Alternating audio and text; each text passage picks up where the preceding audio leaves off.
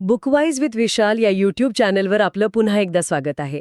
आज आपण फ्रीडा मॅकफेडन यांच्या एका जबरदस्त पुस्तकाचा पुढचा भाग पाहणार आहोत, द हाऊसमेड्स सिक्रेट. हो, द हाऊसमेड नंतरची ही कथा आणि आपली नायिका मिली कॅलोवे पुन्हा एकदा एका नवीन पण तितक्याच धोकादायक परिस्थितीत अडकताना दिसते. बरोबर. ही निव्वळ सस्पेन्स कथा नाहीये, तर सायकोलॉजिकल थ्रिलर आहे. म्हणजे पात्रांच्या मनात काय चाललंय, त्यांचे एकमेकांशी असलेले संबंध, हे जास्त महत्वाचं. अगदी. मिलीच्या भूतकाळातील अनुभवांची पार्श्वभूमी इथे खूप महत्वाची ठरते. ती आता एका नव्या आयुष्याच्या शोधात आहे, स्थिर नोकरीच्या गरजेत आहे. आणि तिला संधी मिळते मॅनहॅटनमधल्या एका आलिशान घरात, डगलस आणि वेंडी गॅरिक यांच्याकडे हाऊसकीपर म्हणून. वरवर पाहता एकदम स्वप्नवत संधी. हां, पण फ्रीडा मॅकफॅडनच्या कथांमध्ये आपल्याला माहीत आहे, जे दिसतं तसं नसतं. ही संधी म्हणजे सुरुवात आहे की शेवट? की एका नवीन जाळ्याची सुरुवात. बरोबर. हे पुस्तक मालक नोकर संबंध, त्यातली सत्ता, लपलेली रहस्य आणि अर्थातच मानसिक गुंतागुंत यावर फोकस करतं. चला तर मग या गॅरिक कुटुंबाच्या बंद दाराआड काय दडलंय ते पाहूया. तर मिली त्या घरी पोचते. घर एकदम मॉडर्न, चकचकीत, पण काहीतरी थंडपणा जाणवतो तिथे. हो, आणि तिचा नवीन बॉस डगलस गॅरिक, आकर्षक व्यक्तिमत्व, पण त्याच्या वागण्यात एक प्रकारचा धाक दाखवणारा भाव आहे. आणि लगेचच पहिली विचित्र गोष्ट समोर येते. मुलाखतीच्या वेळी वेंडी म्हणजे त्याची पत्नी तिथे नसतेच. डगलस सांगतो की ती आजारी आहे, तिला एकांत आवडतो. आणि सगळ्यात महत्वाचा नियम, मिलीने वरच्या मजल्यावरच्या तिच्या बंद खोलीत कधीही म्हणजे कधीही जायचं नाही. इथेच आपली उत्सुकता वाढायला लागते. ही बंद खोली म्हणजे थ्रिलरमधला एक क्लासिक इशारा असतो, नाही का? अगदी. हे सुरुवातीपासूनच एक तणावाचं, नियंत्रणाचं वातावरण तयार करतं. डगलसचं वागणं असं मिळून मिसळून असलं तरी त्याच्या नजरेत एक प्रकारची पाळत ठेवणं जाणवतं. म्हणजे मालक नोकर संबंधातली ती सत्तेची असमानता लगेच जाणवते. बरोबर. मिली आपलं काम सुरू करते, पण तिचं मन काही त्या बंद दारातून निघत नाही. तिला सारखं तिकडे लक्ष जातं. आणि तिला कधीकधी आतून अस्पष्ट आवाज येतात असं वाटतं, रडल्यासारखा आवाज. ती डगलसला विचारते सुद्धा, पण तो इतक्या सहजतेने सांगतो की वेंडी झोतलेली आहे, तिची तब्येत नाजूक आहे. हे थोडं काय म्हणतात त्याला, गॅसलाइटिंग सारखं वाटतंय का? असू शकतं. म्हणजे मिलीला स्वतःच्याच ऐकण्यावर शंका यायला लावणं, खरंच मी काही ऐकलं की मला भास झाला, अशी तिची अवस्था होते. पण मग एक रात्री सगळं चित्र बदलतं. मिलीला स्पष्ट आवाज ऐकू येतो, मदतीची याचना. मला वाचवा प्लीज. हां, तो क्षण आहे जो कथेला वेगळं वळण देतो. आता मिली समोर एक नैतिक पेच उभा राहतो. ती दुर्लक्ष करू शकत नाही, कारण तिच्या स्वतःच्या भूतकाळात. अगदी. ती स्वतः अशा अनुभवातून गेली आहे, त्यामुळे दुसऱ्या स्त्रीला अशा परिस्थितीत बघून ती गप्प बसू शकत नाही.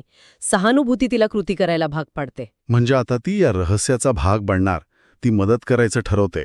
हो, ती हळूच दाळखदारा विंडीसाठी चिठ्ठ्या सरकवते आणि तिला उत्तर मिळतं जे अंगावर काटा आणणार आहे.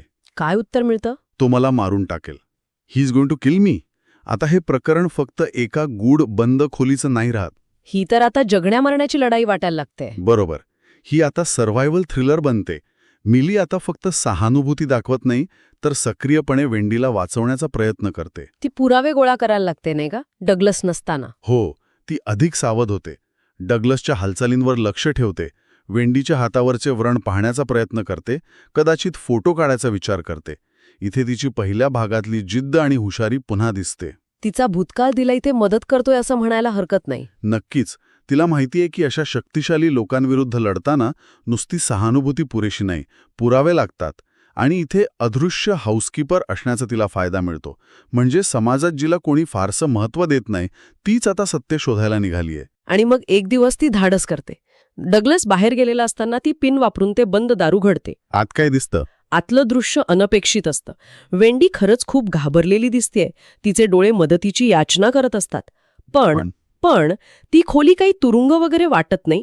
उलट ती खूप आरामदायक, सजवलेली आहे. तरीही वेंडीच्या डोळ्यातली भीती खरीखुरी वाटते. आणि ती मिलीला कुजबुजते, त्याच्यावर विश्वास ठेवू नकोस. डोंट ट्रस्ट हिम. आणि नेमक्या त्याच क्षणी कोणी येतं? डगलस. मिली रंगेहात पकडली जाते. आणि परिणाम? डगलस तिला तिथल्या तिथे कामावरून काढून टाकतो. कोणतीही दयामाया नाही, नियम मोडला, शिक्षा मिळाली. सत्तेचा वापर अगदी स्पष्ट दिसतो. मिली एकदम हतबल. पण इथे गोष्ट संपत नाही. काही दिवसांनी वेंडी मिलीशी संपर्क साधते, गुप्तपणे. अच्छा, म्हणजे ती खरंच मदतीसाठी धडपडतीये? तसंच दिसतं. ती मिलीला भेटायला बोलावते, सांगते की डगलस कसा तिचा छळ करतो, पैशांवर नियंत्रण ठेवतो, तिला बाहेर जाऊ देत नाही. मिलीला तिची कहाणी पटते आणि मग मिली तिला मदत करायच्या ठरवते, पळून जायला मदत. हो. आणि यात ती तिच्या बॉयफ्रेंडची एन्झोची मदत घेते. एन्झोचं पात्र इथे महत्वाचं आहे. तो मिलीच्या आयुष्यातला आशेचा किरण, विश्वासाचं प्रतीक. एन्झोमुळे मिली पुन्हा माणसांवर विश्वास ठेवायला शिकते का? काही प्रमाणात हो. आणि ती स्वतःच्या भूतकाळातल्या अनुभवांचा वापर करून वेंडीला वाचवण्यासाठी तयार होते. हे तिच्यासाठी फक्त दुसऱ्याला मदत करणं नाहीये, तर स्वतःच्या जखमांवर फुंकर घालण्यासारखं आहे. पण मग येतो कथेमधला पहिला मोठा धक्का, मोठा ट्विस्ट. पळून जायच्या दिवशी ऐनवेळी वेंडी अचानक माघार घेते. तिचं वागणं मिलीला खूप खटकतं. काहीतरी गडबड आहे असं वाटतं. आणि दुसऱ्याच दिवशी काय बातमी येते? डगलसने पोलिसात तक्रार दाखल केली आहे. वेंडी हरवली आहे. आणि संशय कोणावर? मिलीवर. कारण तिला नुकतंच कामावरून काढलं होतं आणि ती शेवटची व्यक्ती होती जी वेंडीच्या संपर्कात होती. अचानक सगळं गणितच उलटं होतं. बरोबर. आता मिली बचाव करणाऱ्या भूमिकेतून थेट संशयदाच्या भूमिकेत येतेय. पोलीस चौकशी सुरू होते आणि तिचा भूतकाळ, तिचा गुन्हेगारी रेकॉर्ड तिच्या विरोधात जातो. तर दुसरीकडे डगलस एका दुःखी, काळजीवाहू पतीची भूमिका उत्तम वठवतो. आता प्रश्न पडतो, वेंडी खरंच बिचारी पीडित होती की हे सगळं तिनेच रचलेलं नाटक होतं? इथेच खरी सायकोलॉजिकल थ्रिलरची गंमत आहे. कोण खरं बोलतंय, कोण खोटं? अगदी. मिलीला आता वेंडीच्या वागण्यातल्या विसंगती आठवायला लागतात. ती थोडी चौकशी करते आणि तिला एक धक्कादायक माहिती मिळते. काय?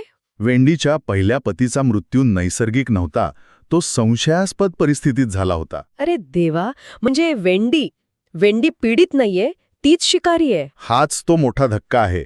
मिलीला जाणवतं की सहानुभूतीचा वापर करून वेंडीने तिला मॅन्युप्युलेट केलं, वापरून घेतलं. आणि वेंडी ते कबूल करते का? हो. ती मिलीला सांगते की डगलसला अडकवण्यासाठी तिने हे सगळं नाटक केलं होतं. मिलीचा वापर फक्त एक साधन म्हणून केला गेला होता. म्हणजे मिली पुन्हा एकदा फसली. अगदी. पीडित कोण आणि शिकारी कोण यातील रेषा पूर्णपणे पुसली जाते. लोक आपली प्रतिमा जपण्यासाठी किती खालच्या पातळीला जाऊ शकतात हे इथे दिसतं. आता कथेचा तिसरा भाग सुरू होतो. रहस्यांचा खेळ अधिक गडद होतो. मिली आता स्वतःला निर्दोष सिद्ध करण्यासाठी लढणार आहे. हो, आणि आता ती एकटी नाहीये. तिला सत्य माहिती आहे. पण डगलसही काही कमी नाही. तो सूड घेण्यासाठी पेटलेला आहे. तो मिलीचं जगणं मुश्किल करायचा प्रयत्न करतो. पण मिली आता पहिल्यासारखी राहिलेली नाही. ती हार मानत नाही. ती पुरावे गोळा करते, डगलस आणि वेंडीबद्दल अधिक माहिती काढते. ही आता एका सामान्य हाऊसकीपरची लढाई आहे. तिच्या विरुद्ध दोन शक्तिशाली, श्रीमंत आणि तितकेच धोकादायक लोक आहेत. पुन्हा तो वर्गसंघर्ष दिसतो. आणि मग तिला अजून एक सत्य कळतं का डगलसबद्दल? हो, तिला कळतं की डगलसही धुतल्या तांदळासारखा नाही. त्याचं अफेअर होतं आणि वेंडीला ते कळलं होतं. त्यामुळे या पती-पत्नीमध्ये आधीपासूनच एक शीतयुद्ध सुरू होतं. म्हणजे दोघेही एकमेकांना संपवण्याच्या तयारीत होते आणि मिली मध्ये अडकले. बरोबर. या कथेत कोणीही पूर्णपणे नायक नाही. प्रत्येकाचे स्वतःचे स्वार्थ आहेत, स्वतःची रहस्य आहेत, स्वतःची भीती आहे. नैतिकता इथे खूपच गुंतागुंतीची आहे. डगलस मिलीला धमकावतो सुद्धा. हो, पण एन्झो तिच्या सोबत असतो. तो तिचा भावनिक आधार बनतो, तिला संरक्षण देतो. पण सगळ्यात मोठा खुलासा अजून बाकी आहे. वेंडीने नक्की काय केलं होतं तिच्या पहिल्या पतीसोबत आणि डगलसला ते कसं कळलं? तोच तर कथेचा कळस आहे. वेंडीने खरोखरच तिच्या पहिल्या पतीची हत्या केली होती आणि आता डगलसलाही संपवून त्याच्या पैशांवर ताबा मिळवण्याचा तिचा प्लॅन होता. आणि डगलसलाही माहिती होतं. त्याला याची कुणकुण लागली होती. म्हणून त्याने तिला घरात एका प्रकारे बंदिस्त केलं होतं, बाहेरच्या जगापासून तोडून टाकलं होतं, स्वतःला वाचवण्यासाठी. जी परिस्थिती मिलीला अत्याचार वाटत होती, ती खरं तर डगलसचा स्वतःच्या बचावाचा प्रयत्न होता. बापरे, म्हणजे दोघेही तितकेच दोषी. हा तर विश्वासघात आणि फसवणुकीचा कळस आहे. अगदी. आता प्रश्न आहे, मिली यातून मार्ग कसा काढणार? सत्य कसं समोर आणणार? कारण दोघंही तितकेच धोकादायक आहेत. ती हुशारी वापरते. ती वेंडीचा विश्वास जिंकण्याचा प्रयत्न करते. तिच्याशी सहानुभूतीने बोलते. आणि हळूच तिची कबुली, तिचं खरं रूप रेकॉर्ड करते. आणि मग येतो अंतिम सामना. हो, जेव्हा वेंडीला कळतं की मिलीला सगळं सत्य कळलंय आणि तिच्या विरुद्ध पुरावे आहेत, तेव्हा तिचा खरा, हिंसक चेहरा समोर येतो. ती मिलीवर हल्ला करते. ती एक खरी सायकोपॅथ आहे हे स्पष्ट होतं. पण एन्झो पुन्हा देवदूतासारखा येतो आणि मिलीला वाचवतो. पोलीस येतात, रेकॉर्डिंग ऐकवलं जातं, पुरावे सादर होतात.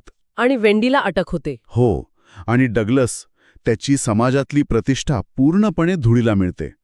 जरी तो खुनी नसला तरी त्याने जे काही केलं तेही कमी नव्हतं. अखेर न्याय मिळतो, पण किती संघर्षानंतर. मिलीसाठी हा खूप मोठा आणि कठीण प्रवास ठरला. नक्कीच, पण या अनुभवातून ती खूप काही शिकते. ती अधिक कणखर, अधिक सावध होते. ती आता स्वतःच्या पायावर उभी राहते, स्वतःचा छोटा व्यवसाय सुरू करते. स्वतःच्या सीमा कशा आखायच्या हे ती शिकते. बरोबर. हा तिच्यासाठी एका अर्थाने आघात आणि मुक्तीचा प्रवास आहे. तिने भूतकाळाला स्वतःवर हावी होऊ दिलं नाही, उलट त्यातून शिकून ती पुढे गेली. पण पुस्तकाचा शेवट थोडा वेगळा आहे. तो पूर्णपणे सुखांत नाहीये, नाही का? नाही, शेवट थोडा अस्वस्थ करणारा आहे. मिलीला एका नवीन चांगल्या नोकरीची ऑफर येते, पण त्या घराचा पत्ता तो तिला ओळखीचा वाटतो. कदाचित त्याच घराचा जिथे पहिली हाऊसमेट कथा घडली होती. हे ओपन एंडिंग आहे. ते आपल्याला विचार करायला लावतं, खरंच वाईट गोष्टी संपतात का, की धोका नेहमीच आसपास असतो? आणि स्वातंत्र्यासाठी सतत सावध राहावं लागतं. हे चक्र पुन्हा सुरू होणार तर नाही ना? अगदी. हा शेवट आपल्याला विचार करायला लावतो. एकंदरीत हे पुस्तक फक्त एक रहस्य कथा नाही. यात अनेक महत्वाचे विषय हाताळले आहेत. हो, जसे की आघात आणि त्यातून बाहेर पडणं. लैंगिक सत्ता जी फक्त पुरुषांपुरती मर्यादित नाहीये, स्त्रियाही तिचा वापर करतात. वर्ग आणि अदृश्यता, म्हणजे समाजातल्या खालच्या स्तरातील व्यक्ती कशी दुर्लक्षित असते, पण तीच कधीकधी सत्य उघड करते. आणि सत्यविरुद्ध प्रतिमा, लोक आपलं बाहेरचं रूप जपण्यासाठी काय काय करतात. खरंच, ही केवळ एक रहस्यकथा नाही, तर मानवी स्वभाव, नीतिकता आणि सत्तेच्या खेळाचं एक जटिल चित्रण आहे. बरोबर. आणि मिलीचं रहस्य फक्त ती काय उघड करते यात नाही, तर ती स्वतःबद्दल काय शिकते यात आहे. कधीकधी दुसऱ्यांनी केलेला पसारा आवरावा लागतो, पण कधीकधी वादळ येण्याआधीच तिथून निघून जाणं जास्त महत्वाचं असतं. आणि आमच्या श्रोत्यांसाठी जाता जाता एक प्रश्न आम्ही सोडून जातोय. या कथेतील मिली, वेंडी, डग्लस यापैकी तुम्हाला खऱ्या अर्थाने बळी कोण वाटतं, की प्रत्येकजण आपापल्या जागी खलनायकच आहे? यावर नक्की विचार करा. तर ही होती द हाऊसमेट सिक्रेट या पुस्तकामागची गुंतागुंत आणि रहस्य. आशा आहे तुम्हाला आमची ही चर्चा आवडली असेल. आमच्या बुकवाईज विथ विशाल चॅनेलला लाईक, शेअर आणि सबस्क्राईब करायला विसरू नका. पुढच्या वेळी भेटूया एका नवीन पुस्तकाच्या विश्लेषणासोबत. धन्यवाद.